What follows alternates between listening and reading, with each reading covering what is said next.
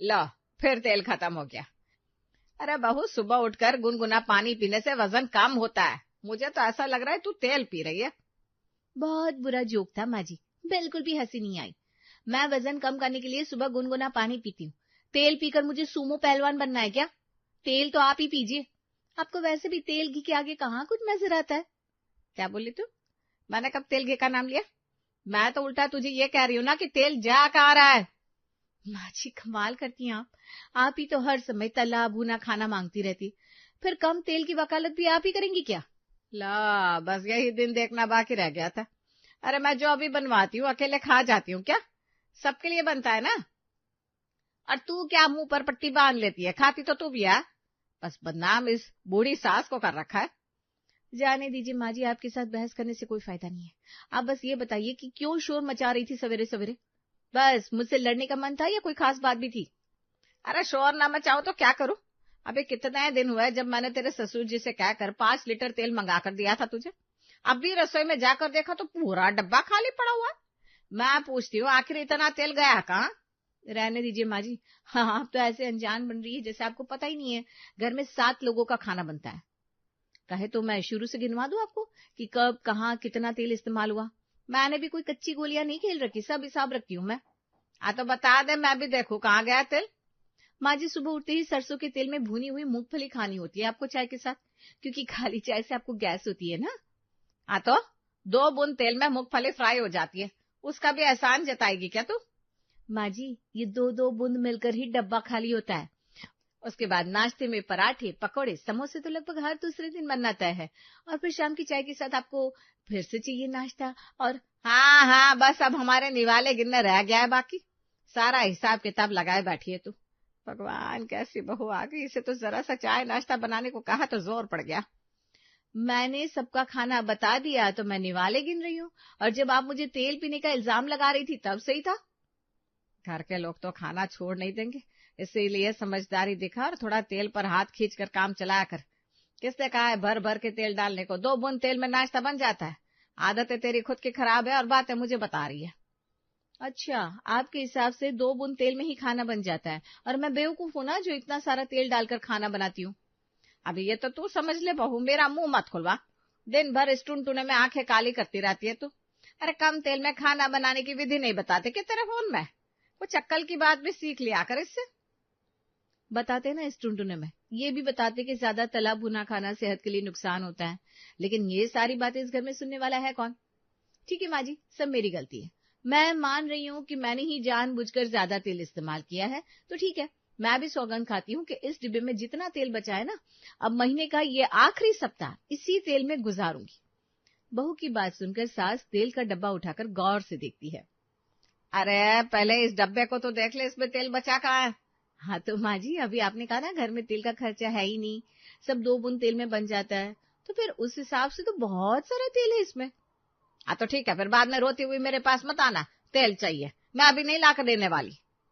बहू शीला जानती थी कि सास विमला के साथ बहस करने का कोई फायदा नहीं है, क्योंकि न आज से पहले उन्होंने कभी अपनी गलती मानी थी, न वो आज मानेंगी।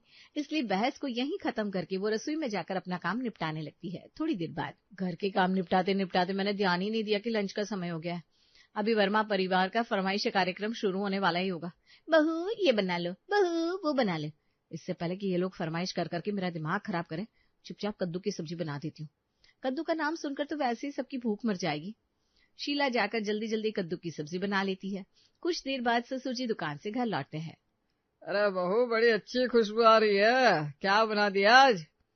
बाबूजी कद्दू की सब्जी बनी है, आप बैठिए, मैं गरम गरम फुल्के बनाकर लाती हूँ। क्या कहा, कद्दू की सब्जी बनाई है? तो तुम्हारी सास ने बताया नहीं कि कद्दू के साथ फुलके नहीं खाए जाते? उसके साथ तो तुम गरम गरम करारी पूरी बना लो, मजा आ जाएगा। अरे बाबूजी, कद्दू जैसी बेरंग सी सब्जी के साथ कोई पूरियां खाता है क्या? पूरी के लिए तो पनीर छोले जैसा कुछ मसालेदार होना चाहिए। मैं ऐसा करती हूँ, आज छोले भिगो देती हूँ, कल आपके लिए उसके साथ पूरी सेक दूंगी। नहीं नहीं नहीं बहू, ये तो आज के जमाने के बच्चों के चोंचले है। हमारे जमाने में तो आलू की सब्जी और कद्दू के साथ ही गर्मा गर्म पूरियां खाई जाती थी, और उनका इन आजकल के पनीर के साथ कोई मुकाबला ही नहीं है। अब देख, मेरे तो मुंह में पानी आ गया। तो ऐसा कर, आटे में हल्का मोयन लगाकर आटा गूंदना तो थोड़ी पूरी ना और ज्यादा खस्ता बनेगी। और बहू अब देर मत कर, जल्दी से खाना लगा दे चल। ठीक है बाबूजी, जैसा आप कहो। ये लो, जिस बात का मुझे डर था वही हुआ। अब कद्दू जैसी सब्जी के साथ भी बाबूजी के मुंह में पूरी का स्वाद आ गया, तो इसमें मेरी क्या गलती। अब पूरी बनेगी तो तेल तो खर्च होगा ही ना, पानी में तो तली नहीं जाती पूरी। खाने पीने में कोई कमी नहीं छोड़ता, और जब तेल की बोतल खाली होती है तो गलती बहू की। वारे ससुराल। आज ही सुबह सासू माँ मुझे इतनी बातें सुनाकर गई है, और अब बाबूजी मुझे फिर से पूरी खाने के लिए कह रहे हैं। जो रहा सहा तेल बचा है बोतल में वो भी खर्च हो जाएगा, और अगर माँ जी से तेल लाने के लिए कहा तो 10 बातें सुनने मिलेगी, सो अलग। क्या करूं। माँ जी बात बात पर कहती है ना मोबाइल से पूछ लिया कर, तो ठीक है, आज मोबाइल के बताए हुए टिप्स के अनुसार ही पूरी बनाकर देखती हूँ। 2 बूंद तेल में पूरी कैसे बनाए। पूरी बेलने के बाद उसमें ब्रश से तेल की कोटिंग करे और फिर एयर फ्रायर में रखकर पका ले, बस फिर क्या है, बन गई पूरी। ये सही है। वैसे भी अवधेश अक्सर मुझे एयर फ्रायर के नाम से ताना देते हैं कि जब से आया डब्बे में बंद होकर पड़ा है, उसका इस्तेमाल ही नहीं करती हूँ। अब मैं एयर फ्रायर का इस्तेमाल करके पूरियां बनाकर दिखाऊंगी। माँ जी का तेल भी ज्यादा खर्च नहीं होगा, और बाबूजी को कुरकुरी पूरी का स्वाद भी खाने को मिल जाएगा। शीला एयर फ्रायर निकालकर उसमें एक एक करके पूरियां बनाने लगती है और उन्हें कैसरोल में रखकर डाइनिंग टेबल पर रख देती है। क्या बात है बहू, आज खाना गुस्से में बनाया क्या तूने। नहीं तो बाबूजी, ऐसा क्यों कह रहे हैं। मैं गुस्से में क्यों बनाऊंगी, मैंने तो बड़े प्यार से कितनी मेहनत के बाद सब कुछ बनाकर तैयार किया है। तो फिर ये पूरियों के साथ कौन सा जन्म की दुश्मनी निकाली है तुमने। क्यों, क्या हो गया बाबूजी, कुछ परेशानी है क्या। अरे हाँ, मैं बताना ही भूल गई। आज मैंने कोई आम पूरियां नहीं बनाई, ये 2 बूंद तेल वाली स्पेशल पूरी है, जिसे मैंने एयर फ्रायर में बनाया है। आप लोग खाकर बताइए ना, ये ऑयल फ्री पूरी आपको कैसी लगी। अरे बेटा, पूरी खाने के लिए बनानी थी, सर फोड़ने के लिए। अरे पत्थर भी इसके आगे मुलायम पड़ जाएगा, इतनी सख्त पूरी बनाई है तुमने। तभी तो पूछ रहा हूँ ना बेटा, कौन से जन्म की दुश्मनी निकाली है आज तुमने खाने में। मैंने कोई दुश्मनी नहीं निकाली बाबूजी, वो माँ जी कहती रहती है कि मैं खाने में बहुत ज्यादा तेल इस्तेमाल करती हूँ, इसलिए मैंने सोचा कि अब से मैं कम तेल में ही खाना बनाया करूंगी। माँ जी की बात भी एकदम सही है ना, मैं घर की बहू हूँ, आखिर सबकी सेहत, किचन का बजट सब मुझे ही तो संभालना है। माँ जी बेचारी कब तक मुझे समझाती रहेंगी। अच्छा है ना, अब तो जो हो जाए मैं पीछे नहीं हटने वाली। खाना तो अब मैं 2 बूंद तेल में ही बनाऊंगी। अरे वाह, बड़ी समझदारी की बातें कर रही है बहू तो आज। कोई दवाई रिएक्शन कर गई है क्या। माँ जी, बस आपकी यही बात ना मुझे बिल्कुल पसंद नहीं है। जब भी मैं कुछ अच्छा करने की कोशिश करती हूँ तब आप मेरी टांग खींचती रहती है। जाइए, अब तो मैं कोशिश भी नहीं करूंगी।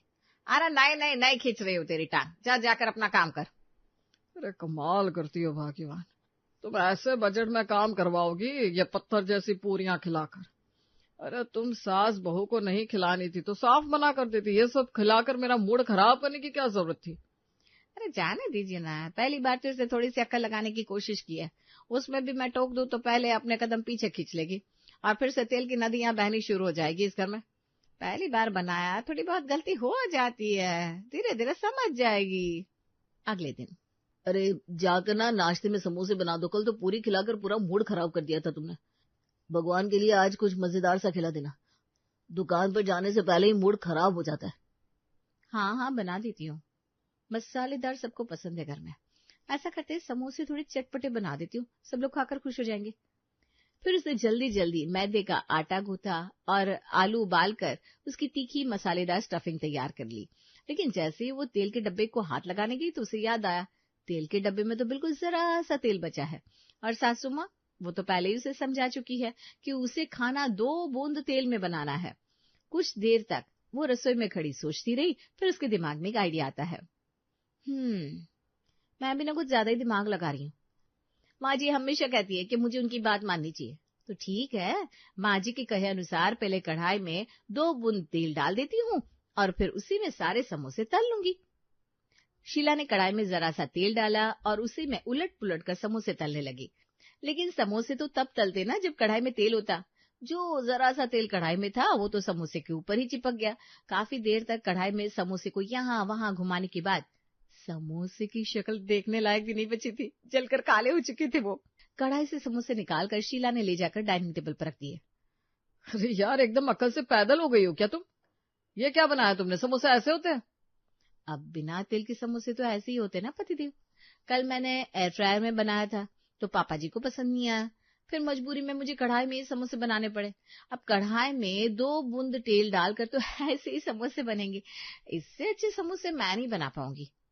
अरे बहू, तो 2 बूंद तेल में समोसे बनाकर कौन सा कीर्तिमान रचना है तुझे?